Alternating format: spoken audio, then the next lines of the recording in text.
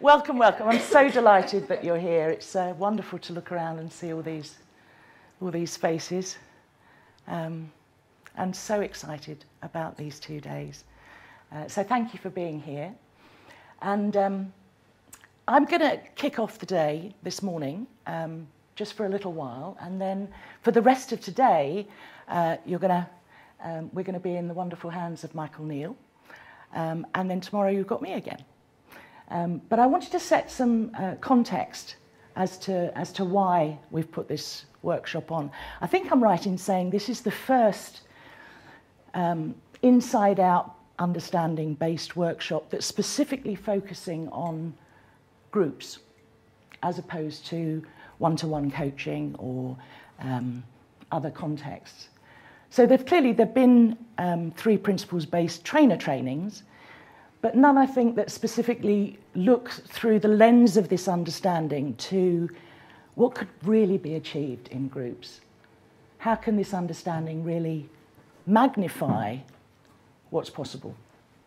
So that's why I'm excited. And many years ago, I think I put this in the welcome pack, many years ago I got what I thought was the greatest compliment of my life from a colleague. He's actually in the room, you know who you are, who said to me, you know, Kim, you're a really great trainer, but your greatest gift is that you seem to create an environment where groups fall in love with each other.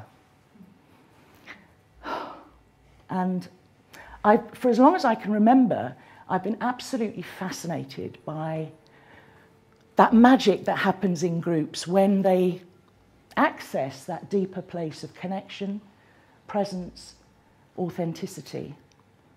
When they drop the kind of mask enough to play and create together in that place of infinite possibility. It just kind of gives me a complete thrill. And I'm sure, I know all of you have experienced those moments of magic in groups. And what we really want to focus on over these 2 days is how to, not even how to, what needs to happen so that they are the norm. Bless you, because I think that's that's what's on offer here. And these magic moments can be quite challenging to describe. Some people say it's intuition, coincidence, serendipity, synchronicity, mystery. Some people call it the field. But I've witnessed, as I'm sure you have, so many times when groups access that place and then suddenly a whole new world of possibility opens. And I don't just mean possibility in the spiritual sense, although that's true. I mean in the real, pragmatic, practical, external world of form. It's like together we complete the words and the music and the dance for a different kind of song. It's like there's some radio frequency that quite often is surrounded by static. But when groups hit that magical place, it's like the sound comes through clear as a bell. And I've just witnessed so many times, as I'm sure you have with groups, where groups come together and just really fast and really easily dissolve or overcome challenges that have been, in the business sense or the organisational sense, that they haven't been able to crack for years. And that's for me a really, that's why I do this. That's why I do this work. It's wonderful to witness. It's wonderful to be a part of. And so, a little bit of a confession time.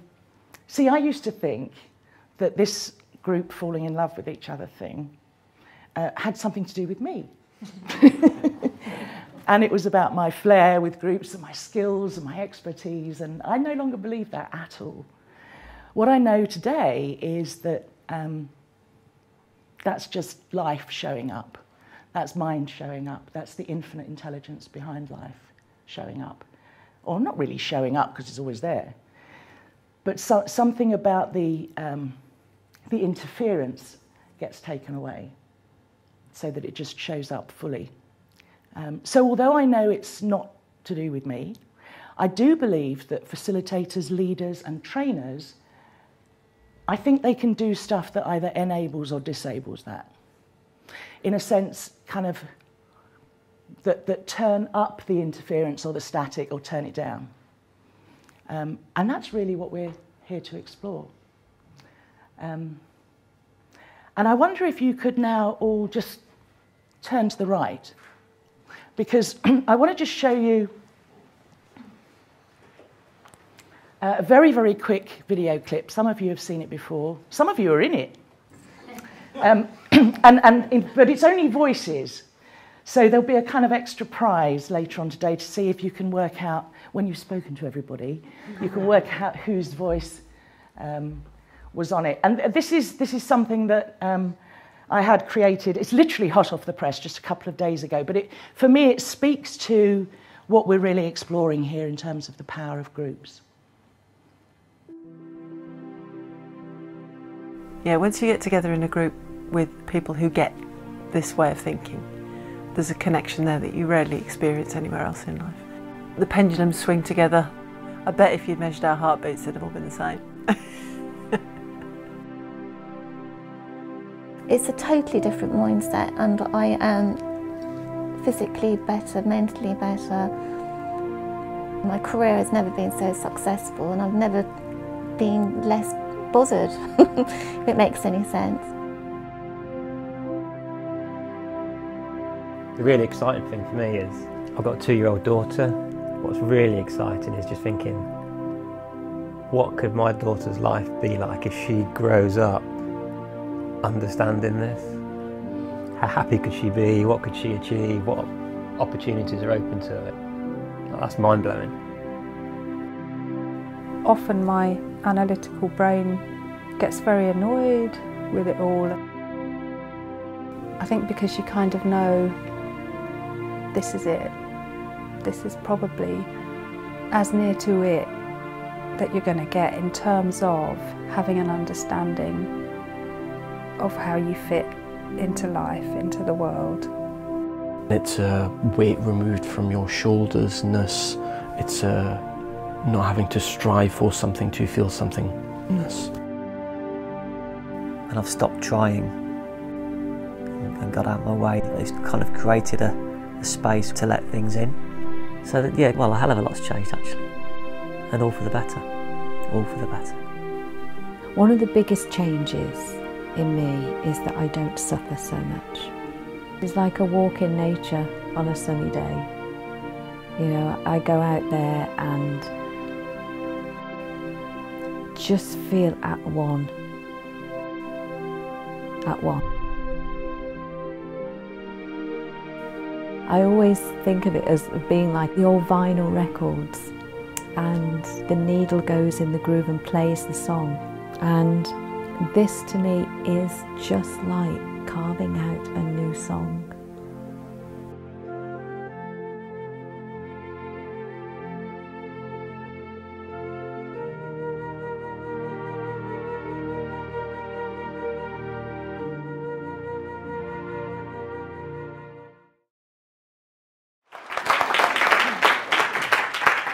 Thank you. I was really delighted with that. Something somehow even more powerful without the faces. I mean, I think. So, as I was saying, many of you have seen this formula before, and I was talking about the static or the interference. So, small p, performance, equals big P, potential, which is by definition infinite, minus interference. And that's where that formula for me kind of summarises why this work, why this exploration into groups is so useful and so powerful, especially in the context of organisations. And I know most of you here work in an organisational business setting, some as trainers, some as facilitators, some as coaches, some as leaders. Some of you have a number of roles. But for me, that's you know, a really high-level summary of why this stuff is so useful to understand. I was coaching a client last week who's very into the tarot, which I'm not especially, but she is, and we were talking about what needs to happen, or what are the kind of characteristics of great group facilitation. And she said, you know what I think? I think you have to be a Queen of Wands. And I went, oh, okay. And then I sort of went and looked it up, what that meant. And it's kind of spot on, actually, for me. So the symbolic things about the Queen of Wands, if you wanted to kind of Google it, are they show up as truly themselves. There's no striving.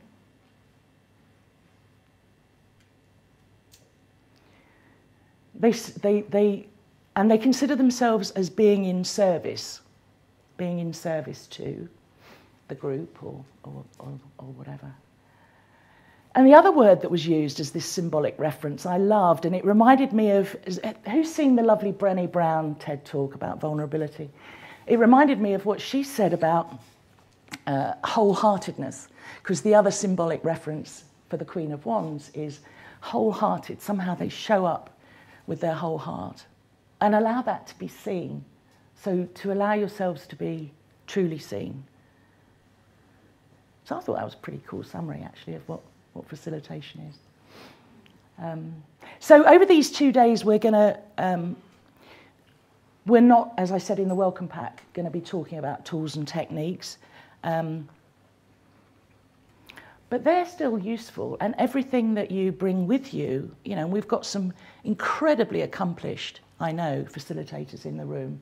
I've seen many of you work with groups, and it's, you know, fantastic. So everything that you already have is you know, still counts. But this is about going beyond that and finding that extra thing that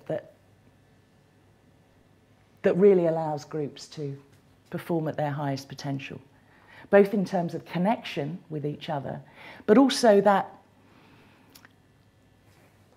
I think when groups hit that wonderful place of connection, authenticity and presence, that's the true birthplace, I believe, of real creativity and innovation and radical problem solving. So that's what we're here to do. Sound good? Excellent. So we're just going to do an exercise about what brought you here. So I'd like you please to stand up and look around the room. Find somebody that you don't know yet. Make eye contact with them. And then you can either sit in this space here or use the whole room. Just find yourself some space with chairs over there. And it's simply an exploration, a conversation about what's brought you here. Yeah? Just about 5 minutes each way.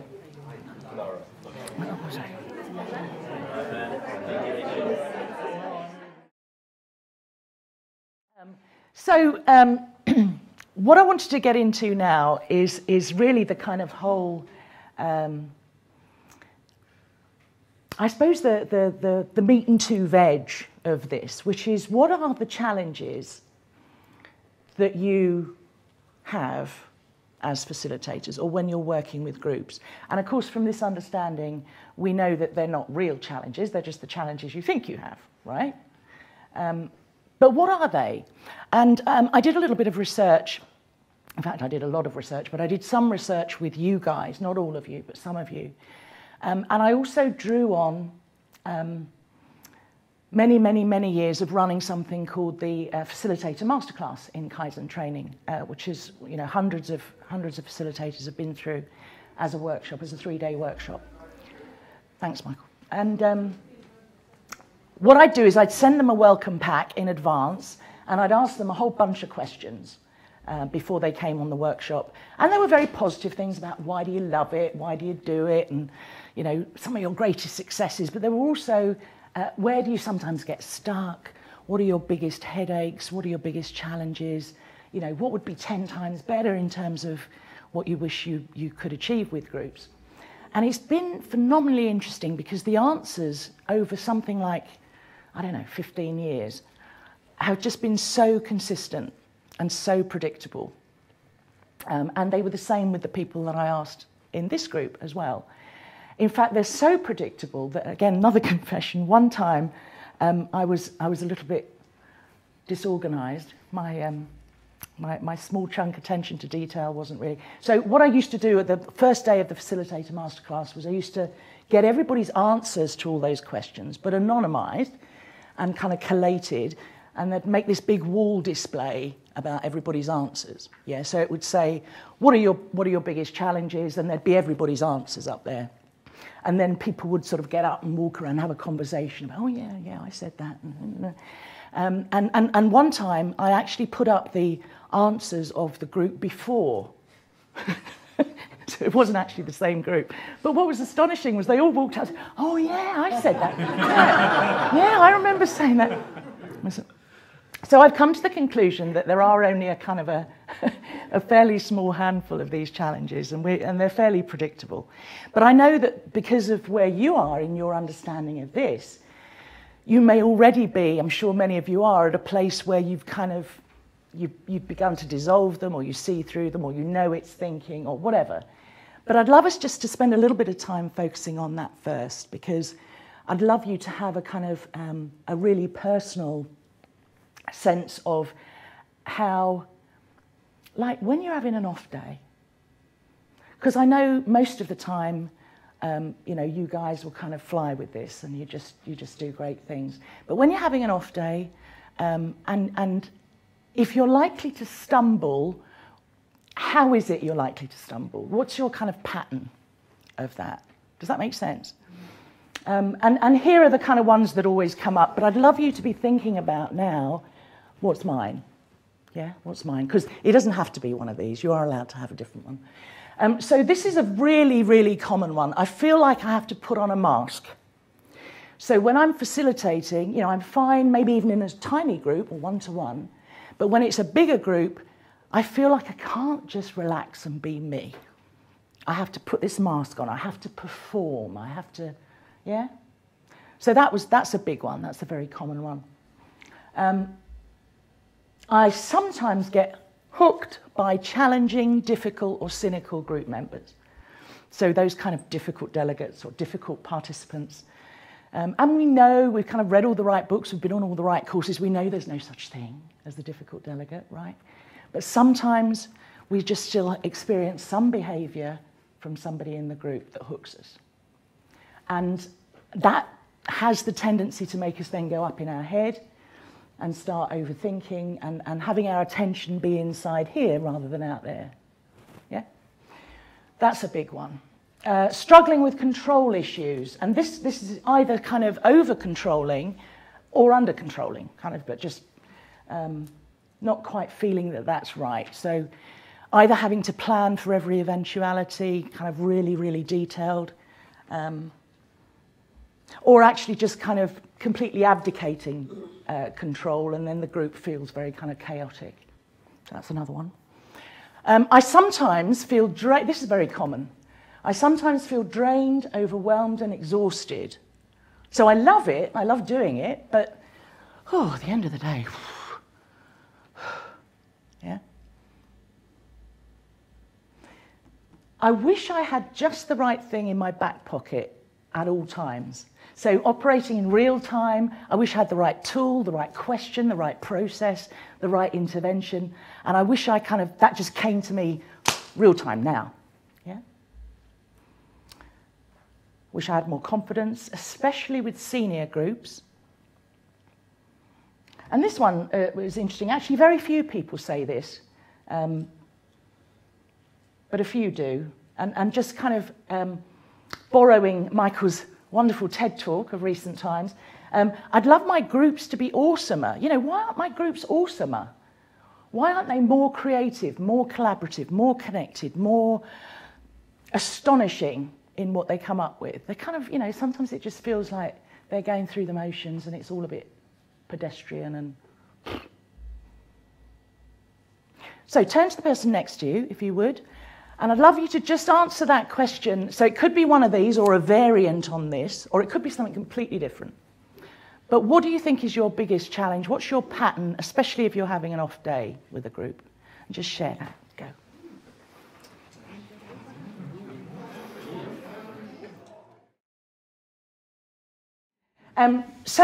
Just be curious. What's your biggest challenge, and whether they fit into any of those categories, or in fact whether they're different.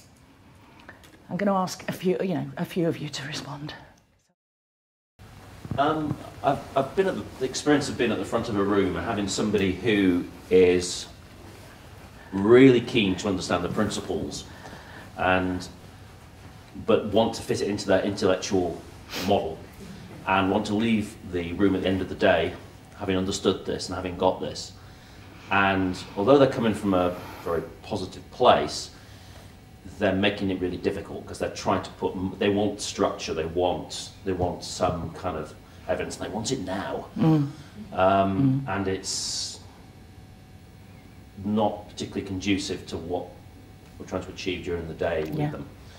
And when somebody comes with that as a specific agenda, and they almost want proof, and they want to see it kind of play out for them right there and then, I found that quite a difficult situation to address, because it was kind of running in the opposite direction to what we were trying to create during the day. Yeah, fantastic. Thank you. So Mo here is just making a note of the new ones so we can capture those.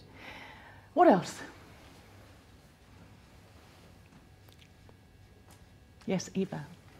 We were talking about something that's building on the same thing, that it's very tempting to start to share strategies and good ideas and move away from just pointing to the truth, pointing to the principles, rather than get sucked in and engaged in the solutions. Yeah. So what makes that tempting, do you think? Habit. Okay. Okay, yeah. So the habits of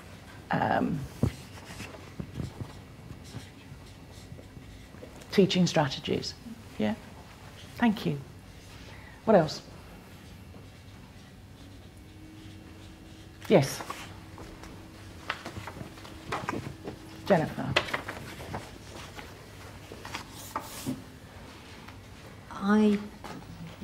I deal with lots of groups, many of which are extrovert, and I find extrovert people, maybe this is me or maybe it's them, try things on and engage and ask you interesting questions and all that kind of stuff. And that's really exciting. When I'm with groups, and I was with one recently, of generally introverted people who want more time to process, who don't volunteer readily, who feel to me as though they haven't engaged as a card-carrying extrovert, then I kind of go, I feel as though they're not convinced, and I go into sales mode. Right. And try and convince them, which is absolutely the worst possible strategy I could do. And it doesn't work. And I feel really bad about myself at the end of it. Yeah. Excellent, yeah. I think another very common one. So, yeah, have you got that? I've got my interpretation of it. Yeah. Over convincing with introverts. And talking out as opposed to planting stuff and getting them talking to each other, which is how I would always want it to be. Yeah. Yeah. Fantastic. Couple more. Come on.